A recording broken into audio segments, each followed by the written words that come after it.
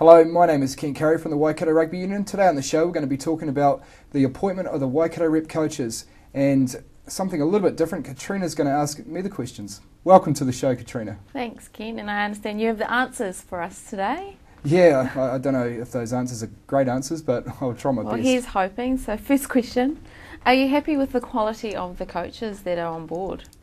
Yeah, absolutely. Very happy, actually. We had to choose coaches for the development squad, the under-20s, the under-18s, the under-16s, and also the roller mills. And out of the coaches that we have finally appointed, a very high calibre of coaches. So we've got Dennis Brown, who's going to be the head coach of the development, with Craig West, who used to play for the Chiefs in Waikato, currently coaching Old Boys. He's going to be the assistant coaching of that team. I'm also going to be coaching that team as a backline coach. Under 20s, we've got Alf Daniels, Roger Randall, and last year's New Zealand Secondary Schools coach, Andrew Douglas. The under 18s, we've got Sean Botherway and Craig Stewart, who are both coaching Hamilton Marist, the Premier team this year, unbeaten Premier team so far.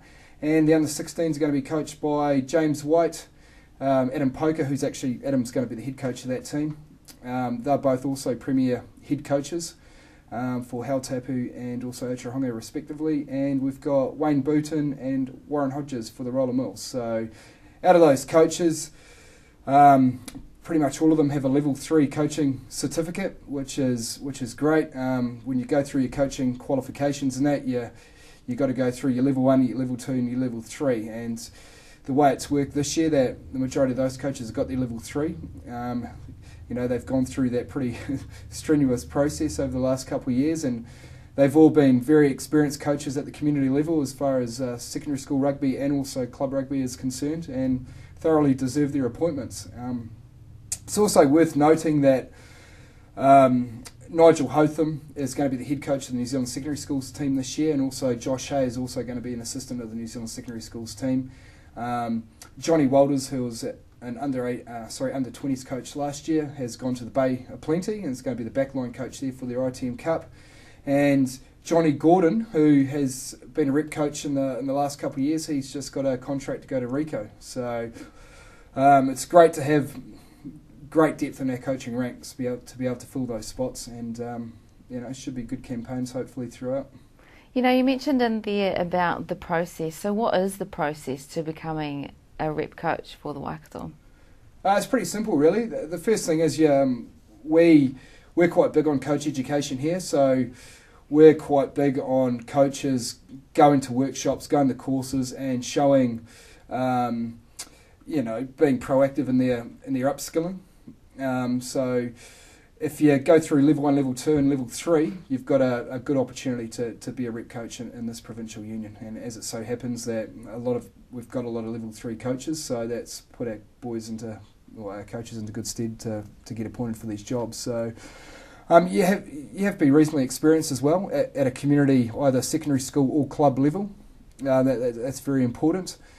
And I just think you've got to be well planned, you've got to be organised, you've got to have good delivery to the players, you've got to have a good rapport with players, obviously, and just also be a passionate Waikato man and be the sort of guy that will instill good values to our players and represent our colours with distinction. So as far as the actual process goes, we advertise it on our website and in the newspaper. I sent out an email to 900 registered coaches from our database last year.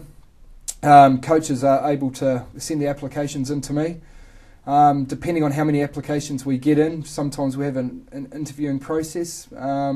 Sometimes we just know the types of coaches that we want because of the RDOs that we've got out there and the people doing work in the community. We've got a pretty good handle on where coaches are at, and and we basically put names to teams, and then we basically ring around and offer jobs to guys, and they either say yes or no, and usually they do say yes, and then we go from there with the planning for each individual campaign. So with the high calibre of coaches that you have on board now, can we expect the talent to rise throughout the season?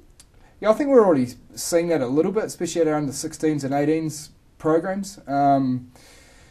We've had a good representation of players into our New Zealand under 17s and secondary schools over the last 3 or 4 years, and I think that's been it's represented what's happened in our coaching ranks.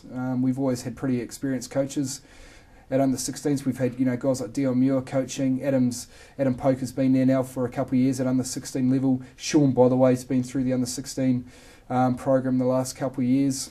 We've had guys like Johnny Gordon at under 20 level coaching, and these guys are, they've been coaching for a long time now, and they've learnt their lessons in school and club rugby and that, and they tend not to make the same mistakes at a rep level, so therefore our players are getting the very best of coaching, which they deserve when they get into those sort of teams and that. So I think it has helped our player development. Player development is huge, and it's going to be even more huge as next 2 or 3 years go on. As provincial unions don't have the same amount of money, they're gonna have to. Your ITM Cup team is going to be determined by how well your player development program is going, and obviously having good rep coaches is a big part of that. So it certainly helps.